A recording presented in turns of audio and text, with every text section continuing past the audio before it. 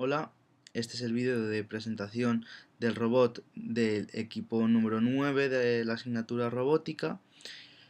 Comenzaremos mediante la descripción de los miembros del equipo. Los miembros del equipo somos Guachen, Alba Elena García, Javier Pérez Martínez, Santiago Laldefiandor y Carmen Vico García. Continuamos con una visión general sobre nuestro robot. Nuestro robot es de tipo cartesiano, como se puede ver en el vídeo. Está hecho totalmente la estructura en madera y las piezas principales están diseñadas e impresas con impresora 3D. Todas las piezas que veis en color morado o blanco o rojo son hechas con la impresora 3D. Las acciones principales del robot serán la creación de rectas con velocidades variables entre dos puntos cualesquiera, la creación de círculos en las que se podrá elegir el radio y el centro, la creación de splines de interpolación de n puntos a través del área de trabajo y acciones de pick and place a lo largo del área de trabajo en función de dónde estén situados los palés. Continuamos con la descripción de los componentes de nuestro robot. Empezamos con una fuente de alimentación de 12 voltios casera. En este caso el microcontrolador, que es un Arduino Mega conectado con su Shield y un relé que permite conmutar varios motores, el motor del eje X y el motor con su potenciómetro a través de un sistema de piñón de tornillo sin fin. Podemos captar la posición, el eje X se mueve a través de unas correas, el eje Y se mueve a través de un husillo y una serie de tuercas. El eje Z también se mueve gracias a un husillo y una serie de tuercas. Y como podemos ver, los motores, aquí estarían los potenciómetros, y por último el servomotor del eje Z, que nos permite la orientación para las acciones de pick and place. Continuamos con el modelado del robot. Al ser un robot totalmente cartesiano, tiene la ventaja de que la construcción es más sencilla, bueno, más que la construcción, la concepción del robot es más sencilla, y la cinemática es inmediata, ya que los puntos del espacio corresponden a los puntos de referencia del robot. Una desventaja que tenemos es un control más complicado, no en cuanto a las ecuaciones, sino en cuanto a conseguir que todo se mueva como teníamos pensado, debido a que uno de los ejes nos es mucho más rápido que el otro. En concreto, el eje X, que se mueve con correas, es más rápido que el eje Y, que se mueve por un tornillo de husillo y tuercas. De esta forma nos ha sido un poco más complicado la generación de ciertas trayectorias, ya que la velocidad mínima a la que hay que poner el eje X para vencer el par resistente es mayor que la velocidad máxima que nos puede dar el eje Y. Este ha sido un fallo de diseño, que en principio lo habíamos concebido como un robot educativo para poder usar diferentes tipos de transmisiones, pero al final hemos visto que ha sido un error. Las ecuaciones utilizadas en este caso son inmediatas: x igual a x sub 0, y igual a y sub 0 y z igual a sub 0, y no hemos tenido que resolver ningún tipo de ecuación para resolver la cinemática. Más o menos el modelo de control se rige mediante un P, un controlador tipo P, y nada más. En función del valor de la lectura de los potenciómetros, intentaremos llegar a ciertos valores destino, y el error entre dichos valores será el que establece el sentido del motor y el PWM que, que, que, que metemos a los motores. nuestro robot no dispone de ningún punto singular al tratarse de una morfología cartesiana, entonces no, en este punto no hemos tenido ningún problema. Pasaremos a generación de trayectorias. Hablaremos en concreto de cómo se generan las trayectorias para cada uno de los casos. En el caso de ya que cada caso es particular debido a que debido a la morfología del robot no es posible utilizar la misma metodología para la generación de cada una de las trayectorias.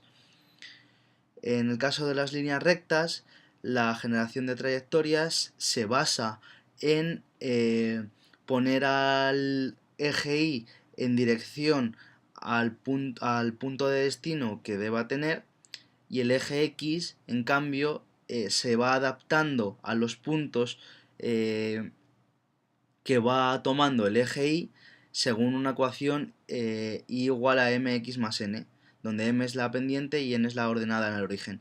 De esta forma, al paso al que el eje Y se va moviendo, la lectura del potenciómetro de Y se introduce en una ecuación, en la ecuación citada, y el eje X se actualizaría de esta forma. En el caso de los círculos, es simplemente hemos dividido hemos generado dos ecuaciones dependientes, una que va a ser el seno de t y otra que va a ser el coseno de t. De esta forma se consigue realizar el círculo punto por punto. Hasta que X e Y no se sitúen en un punto concreto, no se actualizaría el programa y empezaría el siguiente punto. De esta forma, y en bucle infinito, empezaría el robot a pintar circunferencias todo el rato. En el caso de los splines, la generación sí es muy parecida al de los círculos. Se basa en introducir n puntos a partir de los cuales crearía una función, y esa función se pasaría al mismo programa del LabVIEW que el de los círculos, de tal forma que se da un punto Y, un punto en X, y el robot iría pasando por cada uno de los puntos hasta que no se llegue a al punto X destino y al punto Y destino. No se genera el siguiente punto al que debe ir. En el caso del pick and place, se basa la generación de trayectorias en ir a un punto un poquito alejado del punto del que tiene que recoger el palé. Cuando está, como el eje X se mueve mucho más rápido el eje Y, en cuanto llegue el eje X, el relé permuta y permite que el eje Z baje a la vez que el eje Y está alcanzando la posición. Cuando el eje Z ha llegado a la posición más inferior, el eje X avanza para recoger el palé y lo lleva a su destino. Este es un poquito un esquema básico de cómo se generan las trayectorias. Este es el caso de la generación del spline. Como podemos observar, aquí en este punto se introduce los elementos del array que se pueden introducir por la interfaz de su programa. Generaría una ecuación en función de los puntos X en los que se dé. Los puntos X los da el contador Y interno de cuántas veces se va ejecutando el bucle exterior, que es este de aquí. Entonces, por cada vez que se ejecute el bucle X, el bucle grande, lo multiplicaremos por 0,03 y ese será el x. El y nos lo da el bloque del spline, y de esta forma le estamos dando a este bloque más pequeñito un punto. Las condiciones de salida del bloque más pequeñito, que son estas de aquí, son que x e y lleguen a un destino con un error menor del 0,01. No son errores de medida reales, sino son errores de lectura del potenciómetro. De esta forma se puede generar el spline. En cuanto al control, el control lo conseguimos mediante lecturas de potenciómetros. En el eje X, como se puede observar, es un tornillo sin fin unido a un engranaje. Esto nos permite que el eje X, el motor que gira a muchas revoluciones, permita reducir esa velocidad y transmitirla en otra dirección y en otro sentido al potenciómetro. De esta forma, nuestro recorrido en X equivale más o menos a media vuelta del potenciómetro, lo que nos permite trabajar con ciertas holguras bastante bien. En cuanto al eje Y, el sistema es parecido. Hemos hecho unos trenes engranados epicicloidales, en los que cada pareja de engranajes reducen un tercio la velocidad. De esta forma conseguimos que en el último engranaje, que es este de aquí, que ya no estaría en los comunes a los otros dos ejes, permitimos la lectura del potenciómetro en una reducción bastante grande. El recorrido entero de nuestro eje Y corresponde a 3/4 de la lectura de una vuelta del potenciómetro.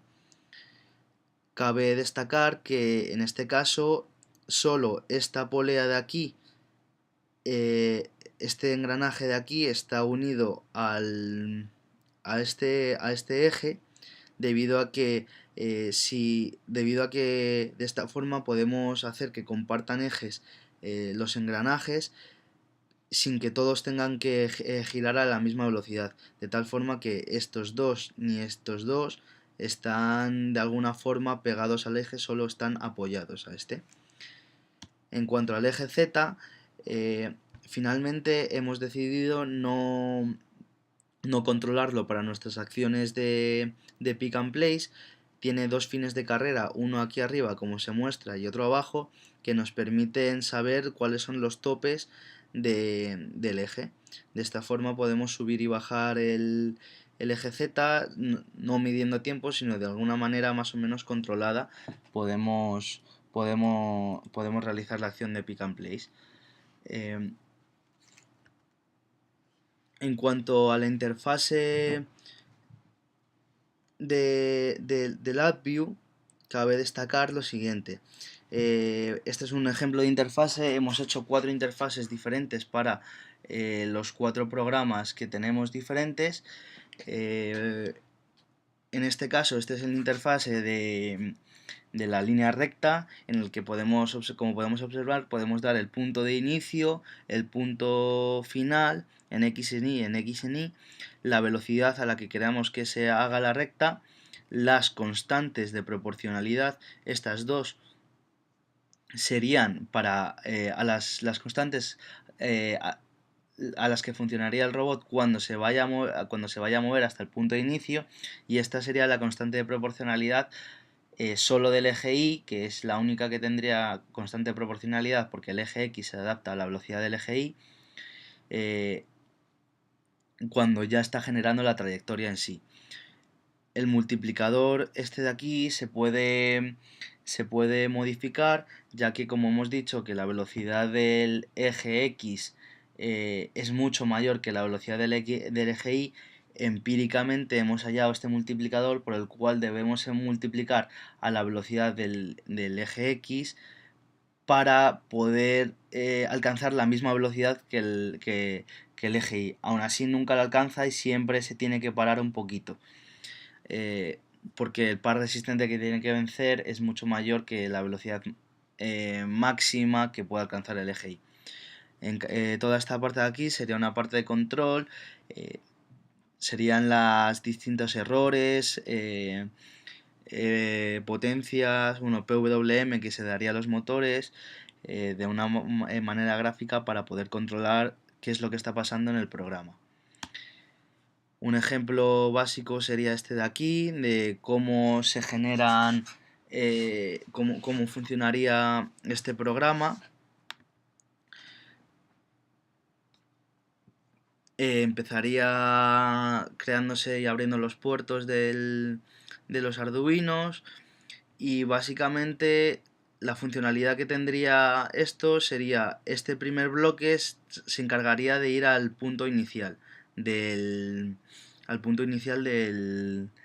eh, de la recta. Como podéis ver, es muy parecido a lo que teníamos antes, y, y en cuanto alcance un error mínimo se para y pasaría a la siguiente etapa del APIO, que sería la generación de la recta. Como podéis observar, lo que trata en este caso es de avanzar en el eje Y, y en el eje X se va actualizando a la lectura del potenciómetro. Finalmente se cierra todo, y se apagan los motores. Ya sea porque ha llegado al final o porque se ha dado el botón de stop en cualquiera de las etapas. Por último, pasamos a la demostración de las diferentes acciones que puede hacer nuestro robot.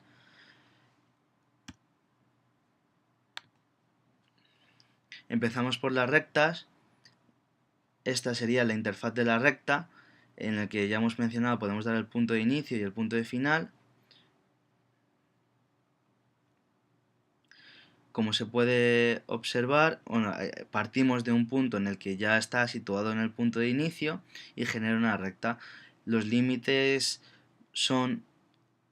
tienen unas tolerancias bastante buenas, ya que no sobrepasa en ciertos límites, como se puede observar. Y lo único que en rectas con mayor pendiente se dificulta un poco por la velocidad del eje X. En el caso del círculo, con darle el centro en X, el centro Y en el radio, nos podría generar el círculo. Cabe destacar que, como lo hace repetidas veces, lo estuvimos probando y siempre hacía los círculos por los mismos puntos. Ya fuera, o sea, en el punto en el que sobreestilaba un poquito, volvía a sobreestilar la próxima vez que pasaba. Eso es debido a que tenemos un buen sistema de captación de los potenciómetros, en el que juega unas tolerancias bastante buenas.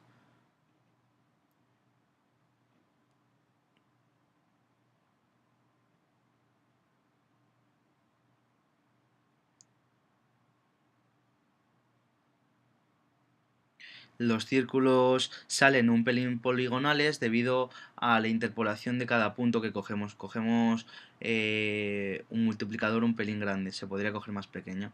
En cuanto al spline, aquí podemos dar los diferentes puntos por los que queramos que vaya el robot, y empezaría directamente.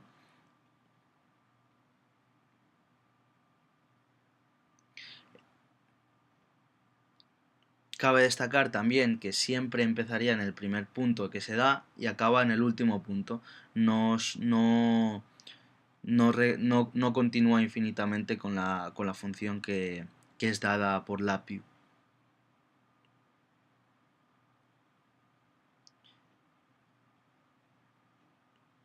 Y por último, el pick and place, aunque no lo podemos demostrar, esta sería la interfaz del pick and place, en el que le damos un punto de inicio donde estaría situado un palé concreto y lo llevaría a un punto final fijo, que sería una especie de almacén de destino.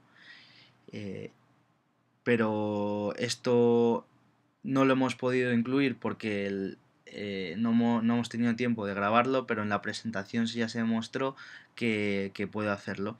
Simplemente dándole un punto de inicio, esta celdilla nos mostraría en qué etapa se encuentra en el LabVIEW, y mediante el stop, la parada de emergencia, podríamos pararlo en cualquier momento.